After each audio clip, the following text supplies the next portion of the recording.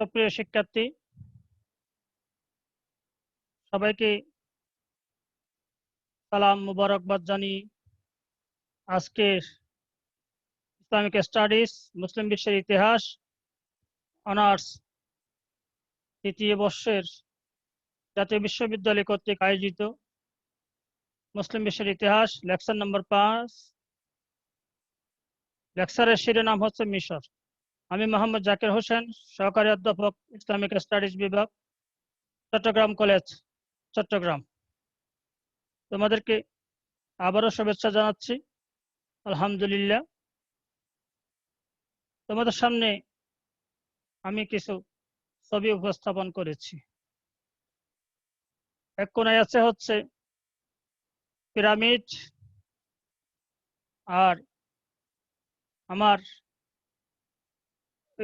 বাম হাতের বাম পাশে ডান পাশে দেখতে পাচ্ছ একটা নদী, সেটা আঁকা বাঁকা হয়ে অনেক দূর পর্যন্ত এগিয়ে চলেছে। আবার নিচে দেখতে পাচ্ছ যে একদম মৃত মানুষের একটি দেহ। আল্লাহ পাকের ঘোষণা অনুযায়ী কিয়ামত পর্যন্ত এই দেহ নষ্ট হবে না।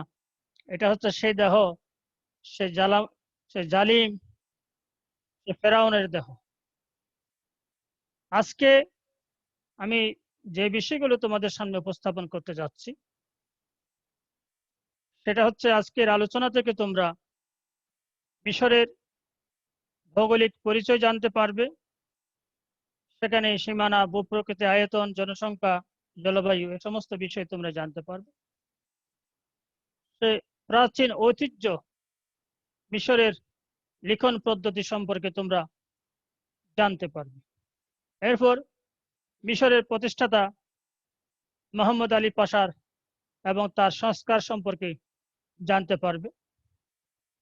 তারপর জানতে পারবে সুয়েজকাল জাতীয়করণ প্রসঙ্গ, কেন জাতীয়করণ করা হয়েছিল, এটার বেনিফিট কি ছিল, প্রেক্ষাপট কি ছিল, মিশরের বর্তমান রাজনৈতিক সংকট, এ সমস্ত বিষয় নিয়ে তোমাদের সামনে আলোকপাত করব। এখন আমি তোমাদের সামনে মিশরের ভৌগোলিক পরিচয় উপস্থাপন করার চেষ্টা করছি। মিশরের আয়তন হচ্ছে সীমানা আরব প্রজাতন্ত্রী মিশর, এর আয়তন 10,01,000 বর্গ কিলোমিটার, জনসংখ্যা 8,20,00,000। মিশরের সীমানা পশ্চিমে হচ্ছে লিবিয়া, ইসরায়েল, আলেকজান্দ্রিয়া, দক্ষিণে সুদান, উত্তরে নিম্নভূমি। ভূ গঠনের দিক থেকে মিশর 4 ভাগে বিভক্ত। এগুলো হলো নীল নদের উপত্যকা। তোমরা সেই ছবিতে দেখেছ নীল নদ আঁকা বাঁকা হয়ে সে অনেক দূর, প্রায় 27টি দেশকে সে ইয়ে করেছে। সেখানে হযরত উমর মুসলিম শাসনের খলিফা যখন মিশর দখল করা হয়েছিল, তখন সে নীল নদ শুকিয়ে গিয়েছিল। হযরত উমর একটি চিঠি লিখে বলেছিলেন, নীল নদের মাঝখানে গিয়ে চিঠিটা রেখে আসবে, তাহলে নীল নদ আবার জেগে উঠবে। মুসলিম জাহানের খলিফার কথা নীল নদ শুনেছিল।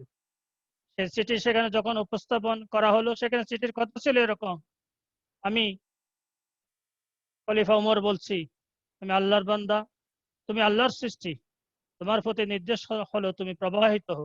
চিঠি পাওয়ার সাথে সাথে নীল নদ প্রবাহিত হয়েছিল, সেই ইতিহাস তোমরা সবাই জানো। সেই নীল নদের উপত্যকা মোট আয়তনের 5.5%।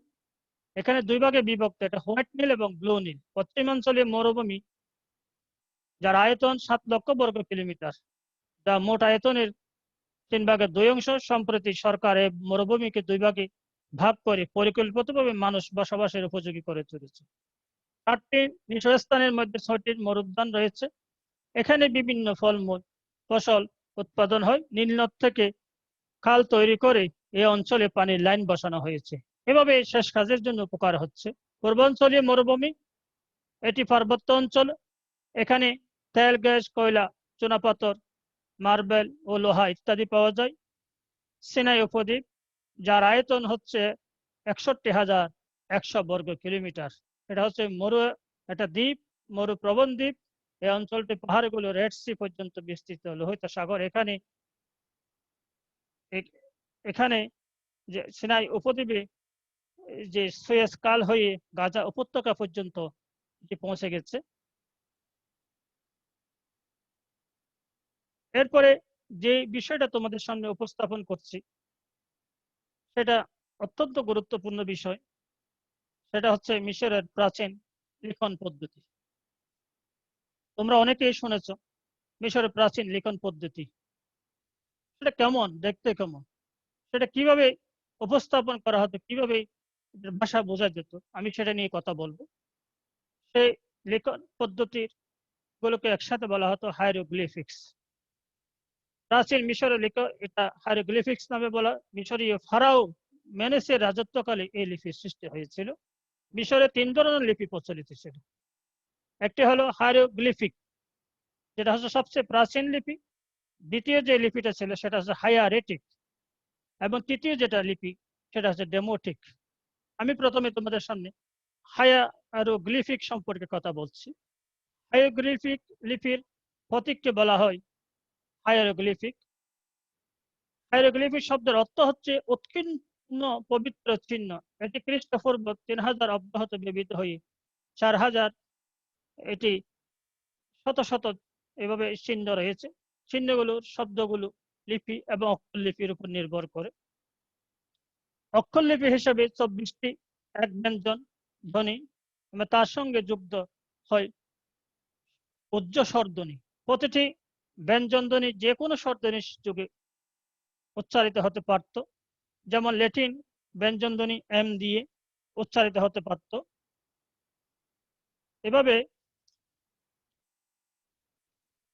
তারপরে হচ্ছে এই যে ল্যাটিন ব্যঞ্জন ধ্বনি, এই যে এম দিয়ে মা, মি, মাই, মু এভাবে উচ্চারিত হতো। তারপর হচ্ছে 80টি দ্বিব্যঞ্জন ধ্বনি ছিল। সেগুলো উচ্চারণ যেমন টিএম হচ্ছে সেই দ্বিব্যঞ্জন ধ্বনি, সেটা উচ্চারণ হচ্ছে তমা, তোমা, তেমি, টিমা এভাবে। তারপরে কিছু কিছু ত্রিব্যঞ্জন বিশিষ্ট চিহ্ন ছিল। এগুলো বড় বড় শব্দের ক্ষেত্রে এগুলো ব্যবহার করা হতো, বিভিন্ন ছবির সাথে এগুলো লাগানো হতো। এভাবে ছিল এটার ব্যবহার। আরো কিছু ব্যবহার রয়েছে। অনেক সময় যেমন ত্রিব্যঞ্জন যেগুলো, যেমন ন্যারাফিতির নাম, তারা N F R double T ন্যারাফিত এভাবে থাকতো। তাকে তখন সুবিধা মতো স্বরবর্ণ আগে পরে দিয়ে উজ্জ করে সেটাকে মানুষ বুঝে নিত। এরপরে আরেকটা পদ্ধতি ছিল হালবর্ত পদ্ধতি। এটা অনেকটা কৃষক যেমন লাঙ্গলের ফলা দিয়ে চাষ করে, তার ঠিক সেরকম। এটা বামে ডানে কোন দিকে যাবে সেটা পুরোহিতরা ঠিক করে দিত। তবে শুরুটা বোঝা যেত কিভাবে, যেটির মুখ যেদিকে থাকবে নিশ্চয়ই সেদিক থেকে এটা শুরু, এটা প্রতীয়মান হতো। এরপরে হচ্ছে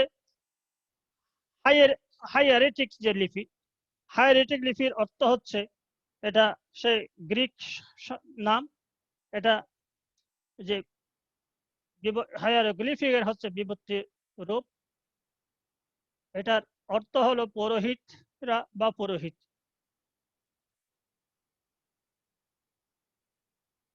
তারপরে সেই এটি একেবারে হায়ারোগ্লিফিকের সরল সংকলন ছিল হায়ারেটিক লিপি। এই লিপি উদ্ভাবনের ফলে মিশরীয়রা সাহিত্যের জগতে সুফল পেয়েছিল। এরপর আমি যে লিপিটা তোমাদের সামনে উপস্থাপন করব সেই লিপি হচ্ছে তোমাদের ডেমোটিক লিপি। ডেমোটিক লিপি তোমরা অনেকেই, আমি একটু আগে বলেছি যে নিচে যে 3টা ছবি তোমাদের সামনে উপস্থাপন করেছি, প্রথমটা হচ্ছে হাইরোগ্লিফিক, তারপর হচ্ছে হাইয়ারেটিক লিপি, তারপর হচ্ছে ডেমোটিক লিপি। এটা গ্রিক ভাষা থেকে এসেছে, যার অর্থ হচ্ছে জনপ্রিয়।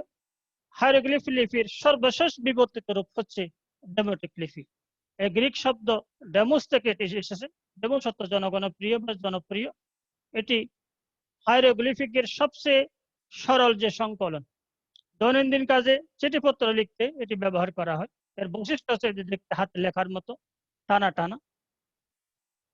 এখানে সূত্র হিসেবে আমি উল্লেখ করেছি যে হারিয়ে যাওয়া হরফের কাহিনী ফরহাদ খান এটা লিখেছেন। তারপরে আমরা যেটা উপস্থাপন করতে চাচ্ছি সেটা হচ্ছে মিশরের যে প্রতিষ্ঠাতা এবং সংস্কারক যে মোহাম্মদ আলী পাশা, তার একটা ছোট্ট ছবি, সাদা কালো ছবি তোমাদেরকে দেখার জন্য দিয়েছি। সে মহান মনীষী জন্ম হয়েছিল 1769 সালে এজিয়ান সাগরের তীরে অবস্থিত একটি মেসিডোনিয়ার অন্তর্গত বন্দর কাবালা নামক ছোট্ট একটা শহরে তার জন্ম হয়েছিল। তার পাশা বাবা ইব্রাহিম পাশা ছিলেন স্থানীয় অনিয়মিত সেনাবাহিনীর সর্দার।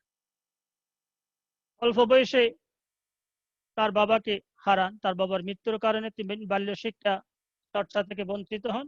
এরপরে তিনি সামরিক স্কুলে ভর্তি হন।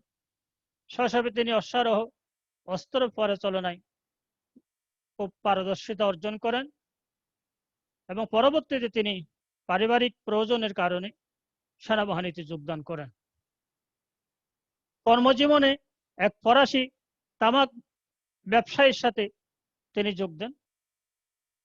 মিশর হতে ফরাসিদের বিতাড়িত করা হলে যখন ফরাসিরা মিশর ছেড়ে চলে যায়, তখন সেও চলে যায়। তখন মোহাম্মদ আলী পাশা সেনাবাহিনীতে নিয়মিতভাবে যোগদান করেন।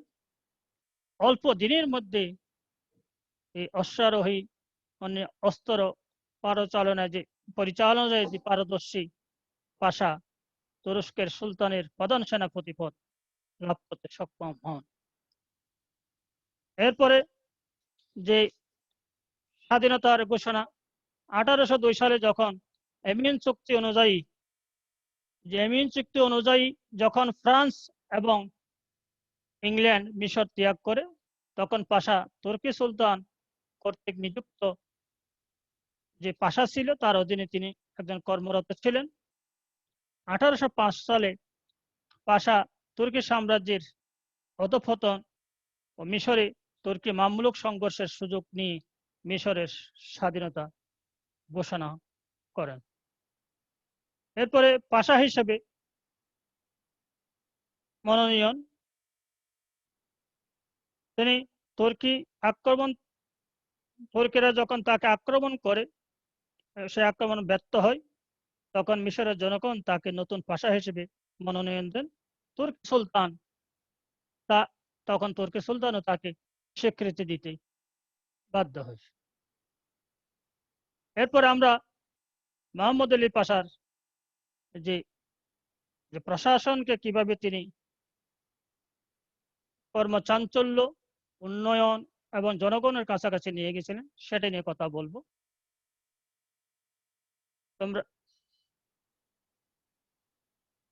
আমরা মিশরকে তিনি 24 ভাগে বিভক্ত করেন, 24 প্রদেশে। যখন মিশর ছিল তিনি তখন সেটাকে 7টি প্রদেশে নিয়ে আসেন এবং প্রশাসনিক সুবিধার জন্য তিনি আরেক যে কাজটি করেন সেটা হচ্ছে মিশরকে 61টি জেলায় বিভক্ত করেন। তিনি একটি পরামর্শ সভা গঠন করেন, যেটার ভিত্তিতে তিনি রাষ্ট্র পরিচালনা করতেন, তবে তার হাতে সকল ক্ষমতা ছিল। এরপর তিনি 1837 সালে এসে কেন্দ্রীয় শাসনকে নিয়ন্ত্রণ করার জন্য কয়েকটি মন্ত্রণালয় গঠন করেন। এগুলো হলো স্বরাষ্ট্র, শিক্ষা, যুদ্ধ, অর্থ, বাণিজ্য, নৌ মন্ত্রণালয়। এবং এগুলো কার্যক্রম পরিচালনার পরে যে মূল ক্ষমতা, যে মূল নিয়ন্ত্রণ, এটা তার হাতেই তিনি রাখেন। এরপরে তার উল্লেখযোগ্য সংস্কার হলো অর্থনৈতিক সংস্কার। অর্থনৈতিক সংস্কার হিসাবে তিনি প্রথম যে ভঙ্গুর অর্থনীতিকে মজবুত করার জন্য যে কাজগুলো করেন, সবচেয়ে উল্লেখযোগ্য হলো ভূমি সংস্কার। কৃষির উন্নয়ন হলে নীল নদের তীরের মিশর, কৃষির উন্নয়ন হলে মিশর উন্নয়ন হবে। এই থিওরিকে সামনে নিয়ে তিনি রাষ্ট্রের উৎপাদন এবং সম্পদ বৃদ্ধি ও ভূমি জরিপের ব্যবস্থা করেন। ভূমির মালিকানা প্রথা পরিবর্তন করে নতুন ব্যবস্থা গ্রহণ করেন। 1813 সালে সমগ্র ভূমি জরিপ করে উৎপাদিত ফসলের উপর 1/5 কর ধার্য করেন, রাষ্ট্রীয় আয় বাড়ান। এরপরে তিনি অনাবাদি জমি চাষের আওতায় নিয়ে আসেন এবং সেই জমিগুলোকে কৃষকের মধ্যে বিনামূল্যে বন্টন করে দেন। এটা তার অত্যন্ত গুরুত্বপূর্ণ একটা উদ্যোগ, যে ভূমিহীন কৃষক জমি পেল এবং তারা স্বাধীনভাবে কাজ করার মনোযোগ পেল। এরপরে যে ওয়াক্ফ সম্পত্তিগুলো ছিল সেগুলোকে তিনি রাষ্ট্রায়ত্ত করেন, রাষ্ট্রের তত্ত্বাবধানে নিয়ে আসেন। তারপরে যে কাজের জন্য তিনি ভূমি এতগুলো করলেন সে হচ্ছে কৃষি সংস্কার। জমির চাষ এবং ফসল উৎপাদনের জন্য তিনি প্রয়োজনীয় যন্ত্রপাতি কিনলেন এবং বীজ সংগ্রহ সরবরাহ করলেন। ফরাসি এগুলো গবেষণা করে উৎপাদন বাড়ানোর জন্য ফরাসি বিশেষজ্ঞ নিয়োগ দিলেন তাকে কৃষি উপদেষ্টা হিসেবে, এবং নীল নদের মহানাহতে খাল কেটে শুষ্ক জমিতে জলচাষের জন্য তিনি ব্যবস্থা করলেন।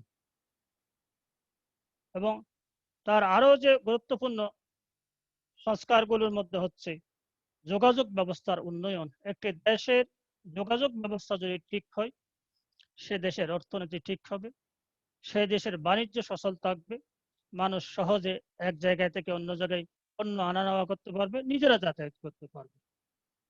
তিনি এজন্য ভারতবর্ষ ও দূরপ্রাচ্যে স্থলপথে যাতায়াতের জন্য সুব্যবস্থা করেন। এরপরে তিনি যে কাজটি অত্যন্ত গুরুত্ব সহকারে করেন সেটা হচ্ছে কায়রো এবং সুয়েজের মধ্যে টেলিগ্রাফ লাইন চালু করেন এবং স্টিম বোটের প্রচলন করেন।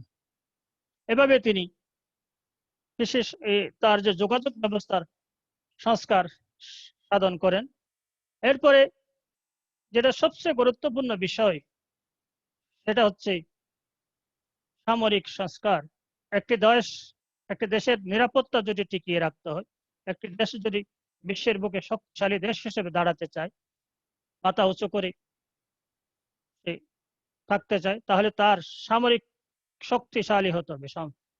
এজন্য তিনি নিজেও সেনাবাহিনীর লোক ছিলেন, যেহেতু সেজন্য তিনি সৈন্যদেরকে প্রশিক্ষণ কিভাবে দক্ষ করা যায় সেজন্য চিন্তা করলেন। তিনি ইউরোপীয় পদ্ধতিতে সৈন্য সংগ্রহের পরিকল্পনা করলেন।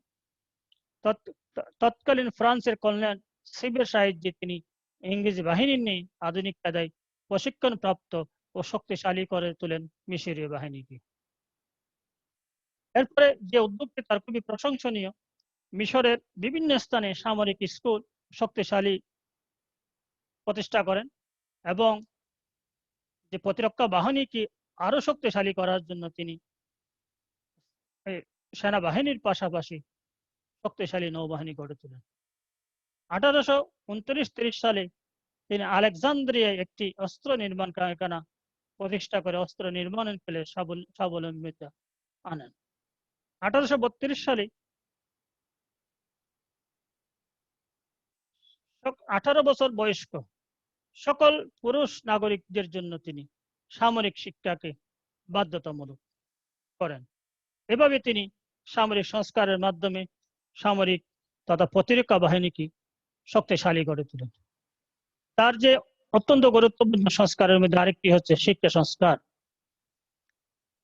প্রচলিত শিক্ষা ব্যবস্থাকে পরিবর্তন করে তিনি আধুনিক কারিগরি শিক্ষা ব্যবস্থা প্রতিষ্ঠা করেন, পাঠ্য শিক্ষায় নতুন নিয়ম চালু করেন। 1816 সালে একটি প্রকৌশল বিশ্ববিদ্যালয় প্রতিষ্ঠা করে তিনি কারিগরি শিক্ষার দিকে এক ধাপ জাতিকে এগিয়ে নিয়ে যান। 1834 সালে একটি কাগজ কলেজ স্থাপন করে তিনি সেখানে লেখাপড়ার জন্য সুযোগ করে দেন। 1838 সালে ফরাসি পদ্ধতিতে তিনি প্রাথমিক, মাধ্যমিক, উচ্চ বিদ্যালয় স্থাপন করেন। এগুলো তার সংস্কারের মধ্যে অত্যন্ত গুরুত্বপূর্ণ সংস্কার। শিক্ষার মাধ্যমে তিনি আরবি ভাষার পাশাপাশি ফার্সি ভাষা চালু করেন, একটি ছাপাখানা চালু করেন। এভাবে তিনি তার শিক্ষা কার্যক্রমকে এগিয়ে নিয়ে যান। আজকে মিশরের প্রায় মানুষ শিক্ষিত এবং অনেক ডক্টর ডিগ্রি মানুষ আছে, অনেক দক্ষ মানুষ আছে মিশরে। এটা তারই অবদান। একটি দেশ, সমাজ সুন্দর হলে দেশ সুন্দর হবে, জাতি গঠন সুন্দর হবে। এজন্য সমাজ সংস্কারের প্রতি তিনি মনোযোগ দিলেন। দুর্নীতি বিশৃঙ্খলা সৃষ্টিকারীদের বিরুদ্ধে তিনি কঠোর আইন প্রয়োগ করলেন এবং তাদেরকে কঠোর হস্তে দমন করার ব্যবস্থা করলেন। প্রজাদেরকে যোগ্যতা অনুযায়ী কর্মসংস্থানের ব্যবস্থা করলেন। একটা কথা আছে, অভাব যদি দরজা দিয়ে প্রবেশ করে, ভালোবাসা তখন জানালা দিয়ে পালিয়ে যায়। এটা খুবই অপ্রিয় হলেও সত্য কথা। সে মানুষ যাতে অভাবের মধ্যে না পড়ে, আশা প্রজাদের যোগ্যতা অনুযায়ী কর্মসংস্থানের ব্যবস্থা করলেন। এরপর হচ্ছে চিকিৎসা ক্ষেত্রে তার সংস্কার। সেনাবাহিনী জনগণের মধ্যে সর্বপ্রথম একটি মেডিকেল স্কুল স্থাপন করে মানুষের চিকিৎসার ক্ষেত্রে এক ধাপ এগিয়ে গেলেন। 1827 সালে একটি মেডিকেল কলেজ হাসপাতাল স্থাপন করেন। এটি তার স্থাপনাগুলোর মধ্যে স্বাস্থ্য সেবার ক্ষেত্রে খুবই গুরুত্বপূর্ণ বিষয় ছিল। তারপরে ধর্মীয় সংস্কার। ধর্মীয় সংস্কারের মধ্যে যেটা সবচেয়ে উল্লেখযোগ্য, তিনি মিশরবাসীকে আধুনিক পাশ্চাত্যমুখী করতে চেয়েছিলেন। এই জন্য তিনি ধর্মীয় কুসংস্কার থেকে দূর করে সরকারি ক্ষেত্রে সকল ধর্মের জনগণের সমান অধিকার প্রদান করেন এবং শিক্ষা ব্যবস্থাকে তিনি ধর্মীয় শিক্ষা থেকে দূরে সরিয়ে রাখেন এবং সেখানে পাশ্চাত্য শিক্ষা প্রচলন করেন। ভাষা সংস্কার। আরবি ভাষার সার্বিক উন্নতি হয়। তিনি একটি ভাষা ইনস্টিটিউট প্রতিষ্ঠা করে ভাষার ক্ষেত্রে আধুনিকতা সঞ্চার করেন। এরপরে ভাষার যে উল্লেখযোগ্য যে বিষয়টা, সেটা হচ্ছে জাতীয়তাবাদী উদ্বুদ্ধকরণ। তিনি পুরা জাতিকে আরব তথা মিশরীয় জাতীয়তাবাদের প্রতি কাজ করেন। তারপরে যে ভাষা পাশ্চাত্য ভাবধারায় যা মিশরীয়দেরকে অনুপ্রবেশ ঘটিয়ে তাদেরকে পাশ্চাত্যমুখী করতে সক্ষম হন এবং পাশ্চাত্যের সাথে তাদেরকে পরিচয় করিয়ে দেন। এরপর আমরা যে প্রসঙ্গটা উপস্থাপন করব আমি তোমাদের সামনে, সেটা হচ্ছে সুয়েজ কাল প্রসঙ্গ। এটা বর্তমান পৃথিবীতে সবচেয়ে গুরুত্বপূর্ণ একটি খাল, যেটা মানুষ কর্তৃক সৃষ্ট। এর প্রকৃত নাম হচ্ছে সুয়েজ ক্যানেল। আরবি নাম হচ্ছে কেনাত আল সুয়েজ। পৃথিবীর দীর্ঘতম সামুদ্রিক খাল এটি। শুরুতে এর গভীরতা ছিল 8 মিটার, দৈর্ঘ্য ছিল 166 কিলোমিটার এবং প্রস্থ ছিল 59 মিটার। বর্তমানে এর দৈর্ঘ্য সর্বশেষ 2015 সালে এখন সংস্কার কাজ চলতেছে। 190.3 কিলোমিটার, প্রস্থ 205 মিটার এবং গভীরতা 24 মিটার। আগে ছিল 8 থেকে এখন 24-এ রূপান্তরিত, সামনে হয়তো আরো সেটা বৃদ্ধি পাবে এবং প্রতিনিয়ত এটা সংস্কার কাজ হচ্ছে, যেহেতু বিশ্ব বাণিজ্যের জন্য এটা খুবই গুরুত্বপূর্ণ একটি খাল। এই খাল এশিয়া থেকে আফ্রিকাকে বিচ্ছিন্ন করেছে এবং ভূমধ্য সাগর লোহিত সাগরকে যুক্ত করেছে। খালটি প্রবেশপথে ভূমধ্য সাগরীয় অঞ্চলে ফুট সুয়েজ এবং উপসাগরে প্রবেশপথে ফুট সুয়েজ অবস্থিত। প্রতিদিন প্রায় 70টি জাহাজ এই খালের মধ্যে দিয়ে চলাচল করে। প্রতিটি জাহাজের সময় লাগে 10 থেকে 12 ঘন্টা। আগে সেখানে ঘন্টা নয়, অনেক দিন লাগতো, প্রায় 40 দিনের কাছাকাছি লাগতো। বছরে প্রায় 25,000 জাহাজ থেকে মিশরের রাজস্ব আয় হয় প্রায় 479 মিলিয়ন মার্কিন ডলার। আর্থিক বিবেচনায়, বাণিজ্যিক গুরুত্বের বিবেচনায় এই খালটি অত্যন্ত গুরুত্বপূর্ণ। এই খাল এশিয়া থেকে ইউরোপের দূরত্ব অনেক বেশি কমিয়ে দিয়েছে। এ খালের প্রতিষ্ঠার সামান্য ইতিহাস তোমাদের সামনে উপস্থাপন করব। 1859 সালে সাইদ পাশার অনুমতিক্রমে তার বন্ধু ফরাসি প্রকৌশলী ফার্ডিন্যান্ড ডি লেসেপ্স সুয়েজ খাল খননের কাজ শুরু করেন এবং দীর্ঘ 10 বছর কাজ করার পরে 1869 সালে কাজের সমাপ্ত করেন। খননের সময় প্রায় 1,20,000 শ্রমিকের মৃত্যু হয়, যে মিশর খাল প্রতিষ্ঠার একটা করুণ কাহিনী, এই যে সুয়েজ খাল। এরপরে ফরাসি জয়েন্ট স্টক কোম্পানির সাথে, যে কোম্পানি কাজটি করেছে তাদের সাথে যে চুক্তি, 99 বছর খাল তত্ত্বাবধানের জন্য তারা দায়িত্ব পান।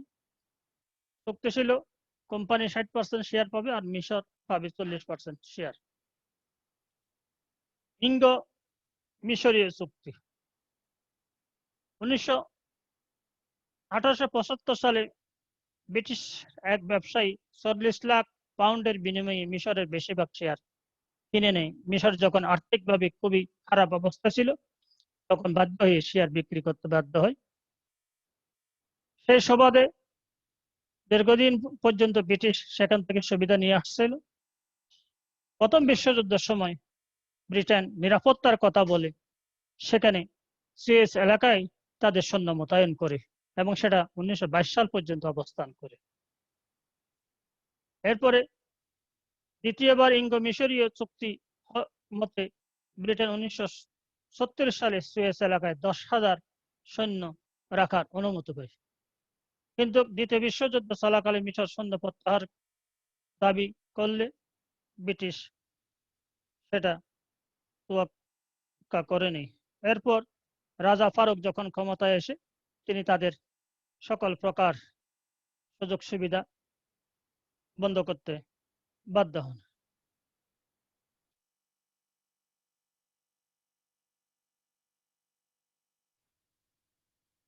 এরপরে যে বিষয়টা তোমাদের সামনে আমি উপস্থাপন করতে যাচ্ছি সেটা হচ্ছে 1956 সালে 26 জুলাই মিশরের প্রেসিডেন্ট জামাল আব্দুল নাসের এক অভ্যুত্থানের মাধ্যমে ক্ষমতায় আসেন। তিনি তার অর্থনৈতিক জাতীয় সংস্কারের অংশ হিসাবে তখন সুয়েজ খাল জাতীয়করণ করেন। তখন সুয়েজ খাল জাতীয়করণ করার কারণে যাদের স্বার্থ সংশ্লিষ্ট বিষয়ে সমস্যা হয়েছিল তারা সবাই মিশরের বিরুদ্ধে একাট্ট হয়ে যায়। বিশেষ করে ফ্রান্স এবং ইংল্যান্ড এবং বহুজাতিক কোম্পানি, যারা সেখান থেকে অনেক বেশি বৈদেশিক মুদ্রা আয় করত, অনেক বেশি কর্মসংস্থান হতো তাদের। এই জন্য তারা প্রেশার ক্রিয়েট করার জন্য ইসরায়েল সহ ইঙ্গো ফরাসি ইসরায়েলি বাহিনী মিশরের উপর হামলা করে। সুয়েজ জাতীয়করণের প্রতিক্রিয়া 29 অক্টোবর প্রথমে মিশর সিনাই উপদ্বীপ হয়ে সুয়েজের দিকে অগ্রসর হতে থাকে। এর পরের দিনই ইসরায়েলি বিমান বাহিনী কায়রোতে বোমা বর্ষণ করে। 31 অক্টোবর ইঙ্গো ফরাসি বাহিনী কায়রোর উপর আবার বিমান হামলা চালায় এবং তারা মুহুর্মুহু বিমান হামলা করে কায়রোকে বিপর্যস্ত করতে থাকে। সারা বিশ্বে এর প্রতিবাদের ঝড় ওঠে। এটা জাতিসংঘে প্রস্তাবটি উত্থাপন হয়। জাতিসংঘে প্রস্তাবটি উত্থাপন হলে তখন যুদ্ধবিরতির প্রস্তাব করে। তখন ফরাসি এবং ব্রিটিশ যুদ্ধবিরতি প্রস্তাবে প্রথমে রাজি হয়নি। পরে রাশিয়া হুমকির কারণে 12 নভেম্বর হামলা বন্ধ করে তারা যুদ্ধ বন্ধের প্রস্তাবে রাজি হয়। রাশিয়া এমন হুমকি দিয়েছিল যদি তারা যুদ্ধ বন্ধ না করে তাহলে রাশিয়া, ফ্রান্স এবং লন্ডন এবং প্যারিসে কি করবে, হামলা করবে।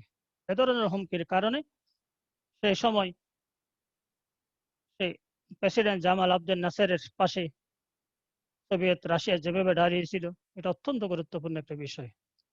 এরপরে এই খালটি মাঝে মধ্যে বিভিন্ন দুর্ঘটনাজনিত কারণে, যুদ্ধজনিত কারণে বন্ধ হয়েছিল, কয়েকবার বন্ধ হয়ে যায় এবং 1957 সালে এপ্রিলে যুদ্ধের কারণে সুয়েজ খাল দ্বিতীয় বিশ্বযুদ্ধের সময় এটা বন্ধ ছিল এবং ইসরায়েলের বিভিন্ন সমস্যার কারণে, এটা হামলার কারণে বন্ধ ছিল। 57 সালে এটা আবার খুলে দেওয়া হয়। কিন্তু 1967 সালে আবার আরব ইসরায়েল তৃতীয়বারের মতো যুদ্ধ হওয়ার পরে খাল কি হয়ে যায়, বন্ধ হয়ে যায়। 1975 সালে আবার মিশর ইসরায়েল শান্তি চুক্তির পরে এই খাল দিয়ে জাহাজ চলাচল শুরু হয়। বিশ্ব বাণিজ্য অনেক বেশি বঞ্চিত হয়েছিল তখন। 67 থেকে 75, প্রায় 8 থেকে 9 বছর। বর্তমানে এই খালটি সুয়েজ খাল কর্তৃপক্ষ বা সুয়েজ ক্যানেল অথরিটি নামক একটি সংস্থা অধীনে নিয়ন্ত্রিত হচ্ছে। এখন আমি তোমাদের সামনে যেটা উপস্থাপন করতে চাচ্ছি, কি কারণে এবং কেন সুয়েজ খাল জাতীয়করণ করতে হলো। হয়তো সব কথা স্লাইডে তোমাদের দিতে পারিনি, তবে আমি কিছু জিনিস নিজ থেকে উপস্থাপন করার চেষ্টা করছি। এখানে প্রথমে যে গুরুত্বপূর্ণ বিষয়টি ছিল সেটা হচ্ছে আসওয়ান বাঁধ নির্মাণ। আসওয়ান নামক এলাকায় একটি বাঁধ নির্মাণের জন্য মিশরের অর্থের প্রয়োজন হয়। মিশর তখন আমেরিকা এবং যুক্তরাজ্য থেকে ঋণ দেবে বলে তারা প্রতিশ্রুতি দিয়েছিল। কিন্তু সুয়েজ খাল জাতীয়করণের পরে মিশর সেই ঋণ দান মাঝখানে স্থগিত করে তখন বাধ্য হয়ে তখন তহবিল সংগ্রহের জন্য খালকে জাতীয়করণ করতে হয়। আরো যে কারণগুলো হচ্ছে সেটা হচ্ছে যে মিশরের জামাল আব্দুল নাসের তখন আরব জাতীয়তাবাদকে খাল দখল করার মাধ্যমে অনুপ্রাণিত করতে চেয়েছিলেন, যে আরব জাতির তিনি নেতা হবেন। সে খাল দখলের মাধ্যমে তিনি বিশ্বে নেতৃত্বে আবির্ভূত হইতে চেয়েছিলেন। তারপর আভ্যন্তরীণ সংকট হতে জাতিকে অন্যদিকে দৃষ্টিকে ফেরানো। তখন বিরোধী দল মুসলিম ব্রাদারহুডের উপর অকথ্য নির্যাতনের সীমা ছাড়িয়ে গিয়েছিল এই মিশর। তখন জামাল আব্দুল নাসের, তখন যুক্তরাষ্ট্র, বিশেষ করে যুক্তরাজ্য প্রস্তাব দিয়েছিল তারা সরকারকে উৎখাতের ক্ষেত্রে ব্রাদারহুডকে সহযোগিতা করবে, কিন্তু ব্রাদারহুড সে প্রস্তাবে রাজি হয়নি। সে বিরোধীদের নেতাদের যে হত্যা দমন করছিল সে দৃষ্টি ভিন্ন খাতে প্রভাবিত করার একটা কারণ সে খাল দখল করার পিছনে রয়েছে। আন্তর্জাতিক ক্ষেত্রে ভাবমূর্তি প্রতিষ্ঠা, এগুলো কারণেই সে খালটি তখন জাতীয়করণ করেছিল। এরপরে কেন এখানে যে ব্যাপারগুলো আমি আরো উল্লেখ করতে চাই সেখানে হচ্ছে এই খালটি যুক্তরাষ্ট্রের জন্য একটি আক্রমণাত্মক প্রণালী হিসেবে ব্যবহৃত হচ্ছে। এটা কৌশলগত কারণ হচ্ছে এই খালটি যাতায়াত করতে গেলে জাহাজগুলো তেলের সমস্যা পড়ে না এবং খুব সহজে ইউরোপ থেকে এশিয়াতে আসতে পারে, এবং তাদের যেখানে 40 দিনের জায়গায় 24 ঘন্টায় তারা অথবা অতি 3 থেকে 4 দিনের মাথায় চলে আসতে পারে, এবং অল্প সময়ের কারণে তাদের জ্বালানি অনেক বেঁচেছে। এবং বর্তমান যে মিশরের যে সবচেয়ে বড় যে ব্যাপার, আমি সেদিকে যাচ্ছি।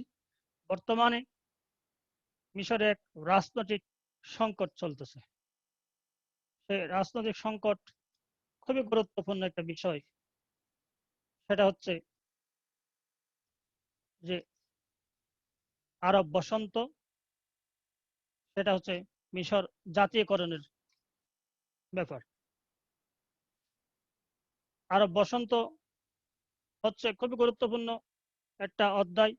2011 সালে শুরু হয়েছিল, টিউনিসিয়া থেকে শুরু হয়ে সেটা মিশর মিশর থেকে শুরু করে সেটা লিবিয়া, সিরিয়াতে গৃহযুদ্ধ চলতেছে। সেখানে 2011 সালে হোসনি মুবারকের পতন হয়েছিল। তখন সেনাবাহিনী প্রাধান্য, কিছু কিছু কারণে প্রতিটি ক্ষেত্রে সেনাবাহিনী প্রাধান্য দিত, তিনি বিরোধী দলকে দমন নিপীড়ন করত। দুর্নীতি, দ্রব্যমূল্য ঊর্ধ্বগতি, বেকারত্ব, তাছাড়াও আরেকটি যে ব্যাপার ছিল 2010 সালে একজন যুবক পুলিশের মাদক পাচারের একটা ভিডিও সে তার নেটে দিয়েছিল তার পেজ থেকে। এই কারণে পুলিশ তাকে ধরে নিয়ে যায় এবং তাকে হত্যা করে।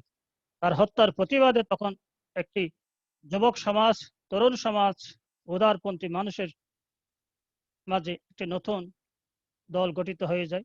ওই আর অল খালেদ সৈয়দ নামে ওই দলটি আত্মপ্রকাশ করে এবং সেখানে অনেক উদারপন্থী নেতারা, বিশেষ করে তৎকালীন যে নোবেল বিজয়ী যে পারমাণবিক শক্তি কমিশনের চেয়ারম্যান ছিলেন যে মোহাম্মদ আল বেরাদি, তিনি সেটার মুখপাত্র হিসেবে ভূমিকা পালন করেন।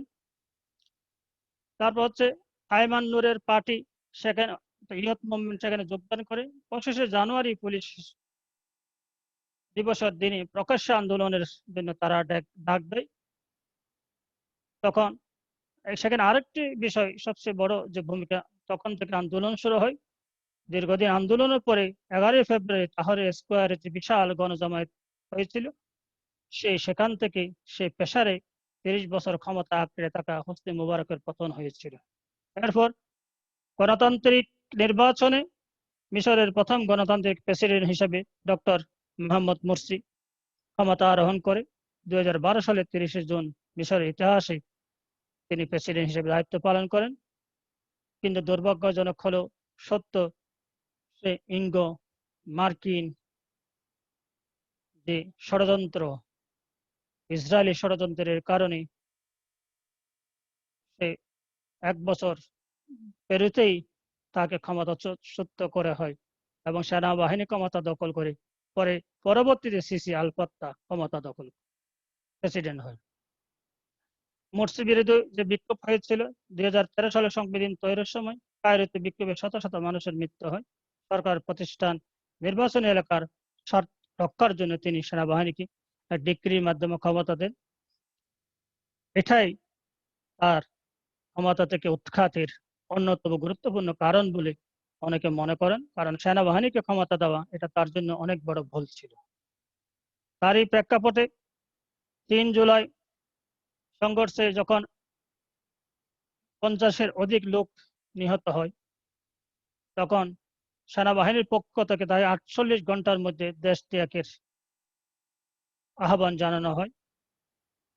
কিন্তু 48 ঘন্টা তো দূরের কথা, ওই 24 ঘন্টা যেতে না যেতে ওই দিন সন্ধ্যায় তাকে সেনাবাহিনী সংবিধান স্থগিত করে অন্তর্বর্তী সরকার গঠন করে তাকে গ্রেপ্তার করে নিয়ে যাওয়া হয়।